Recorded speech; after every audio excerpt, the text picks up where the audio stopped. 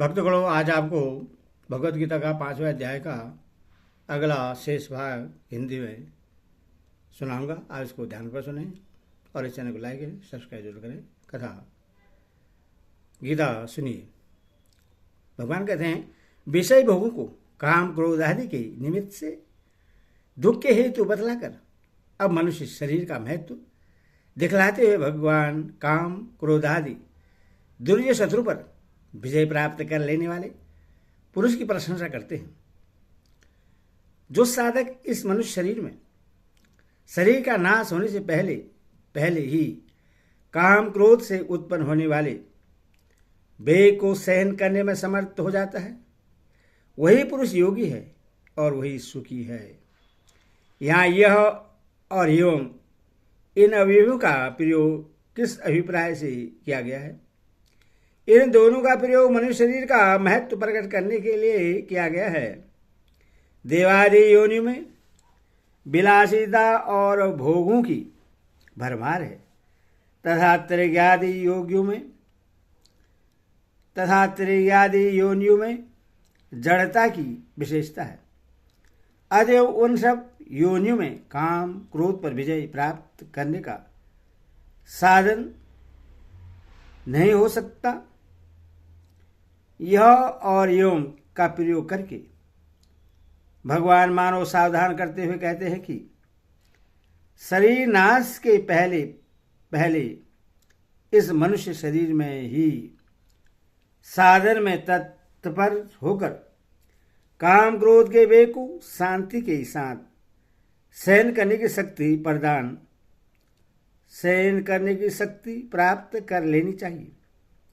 असावधानी और लापरवाही से यदि यह दुर्लभ मनुष्य जीवन विषय भोगों के बटोरने और भोगने में ही बीत गया तो सिर धुन कर पछताना पड़ेगा। कौन उपनिषद में कहा गया है, एवं चेद वेदिथत सत्यमस्ति चौ चेदिहा वेन्दी वहंती विनिष्ट हो। यदि इस मनुष्य शरीर में ही भगवान को जान लिया तो अच्छी बात है, यदि इस शरीर में न जाना तो बड़ी भारी हानि है। प्राकृत शरीरम विमोक्षणात् का क्या अभिप्राय है? इससे यह बतलाया गया है कि शरीर नाशवान है, इसका वियोग होना निश्चित है और यह भी पता नहीं है कि यह किस क्षण में नष्ट हो जाएगा। इसीलिए मृत्यु काल उपस्थित होने से पहले पहले ही काम क्रोध पर विजय प्राप्त कर लेनी चाहिए। साथ ही साधन करके ऐसी शक्ति प्राप्त कर लेनी चाहिए जिससे कि बार बार घोर आक्रमण करने वाले ये काम क्रोध आदि रूपी महान शत्रु अपना वेग उत्पन्न करके जीवन में कभी विचलित ही न कर सके। जैसे समुद्र में सब नदियों के जल अपने अपने वेग सहित विलीन हो जाते हैं, वैसे यह काम क्रोध आदि शत्रु अपने वेग सहित विलीन होकर नष्ट ही हो जाए, ऐसा प्रयत्न करना चाहिए। काम क्रोध से उत्पन्न होने वाले वेग क्या है और इन्हें सहन करने में समर्थ होना किससे कहते हैं? पुरुष के लिए स्त्री, स्त्री के लिए पुरुष, दोनों के लिए पुत्र धन मकान या स्वर्ग आदि जो कुछ भी देखे सुने हुए मन और इंद्रियों के विषय हैं, उनमें आसक्त हो जाने के कारण उनको प्राप्त करने की जो इच्छा होती है उसका नाम काम है और उसके कारण अंतःकरण में ही होने वाले नाना प्रकार के संकल्प विकल्पों का जो प्रभाव है वह काम से उत्पन्न होने वाला वेग है। इसी प्रकार मन बुद्धि और इंद्रियों के प्रतिकूल विषयों की प्राप्ति होने पर अथवा इष्ट प्राप्ति की इच्छा पूर्ति में बाधा उपस्थित होने पर उस स्थिति के कारण भूत पदार्थ या जीवों के प्रति द्वेष भाव उत्पन्न होकर अंतकरण में जो उत्तेजना का भाव आता है उसका नाम क्रोध है।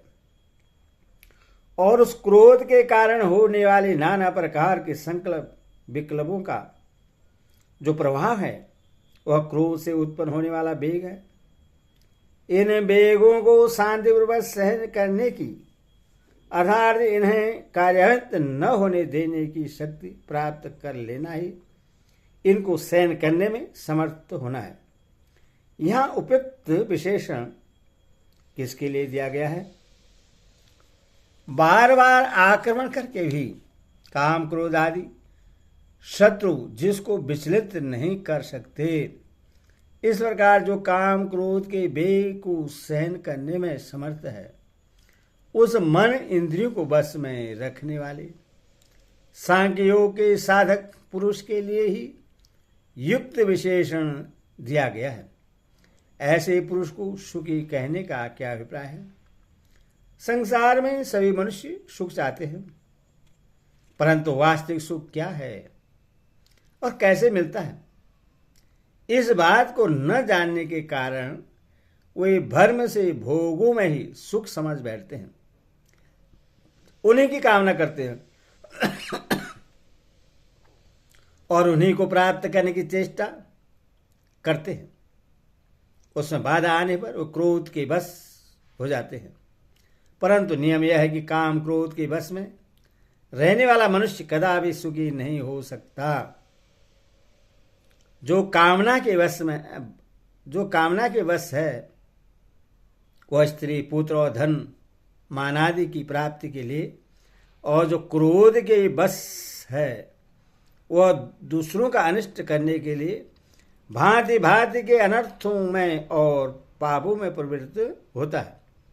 परिणाम में वह इस लोक में रोग, शोक, अपमान, अपयश, आकुलता, भय, अशांति, उद्वेग और नाना प्रकार के तापों को तथा परलोक में नरक और पशु पक्षी, कृमि, कीटादि योनियों में भांति भांति के कलेशों को प्राप्त होता है। इस प्रकार वह सुख न पाकर सदा दुख ही पाता है।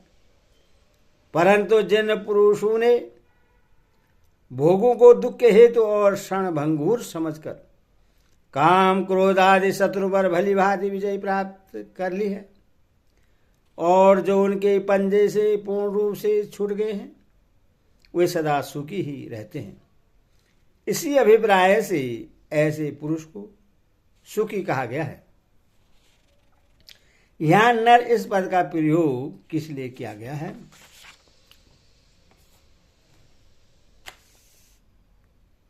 सच्चा नर वही है जो काम क्रोध आदि दुर्गुणों को जीतकर भोगों में वैराग्यवान और उपरत होकर सहिजानंद घन परमात्मा को प्राप्त कर ले।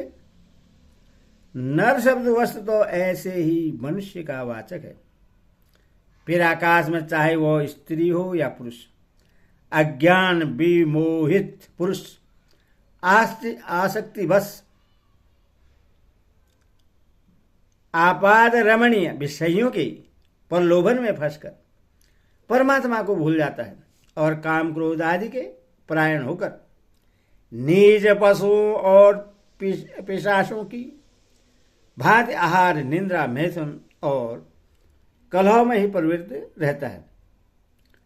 वह नर नहीं है, वह तो पशु से भी गया बीता, बिना सींग पूछ का अशोभन, निकम्बा और जगत को दुख देने वाला जंतु विशेष है। परमात्मा को प्राप्त सच्चे नर के गुण और आचरण को लक्ष्य बनाकर जो साधक काम क्रोध आदि शत्रु पर विजय प्राप्त कर चुकते हैं, वे भी नर ही हैं। इसी भाव से यहां नर शब्द का प्रयोग किया गया है। जिसने काम क्रोध को जीत लिया है तथा जिसे युक्त और सुखी कहा गया है, उस पुरुष को साधक ही क्यों मानना चाहिए? उसे सिद्ध मान लिया जाए तो क्या हानि है? केवल काम क्रोध पर विजय प्राप्त कर लेने मात्र से ही कोई सिद्ध नहीं हो जाता। सिद्ध में जो काम क्रोध आदि की गंध भी नहीं रहती। यह बात इसी अध्याय के 26वें श्लोक में भगवान ने कही है। फिर यहाँ उससे सुखी ही बतलाया गया है। यदि वह अक्ष सुख को प्राप्त करने वाला सिद्ध पुरुष होता तो उसके लिए यहाँ परम सुखी या अन्य कोई विलक्षण विशेषण दिया जाता।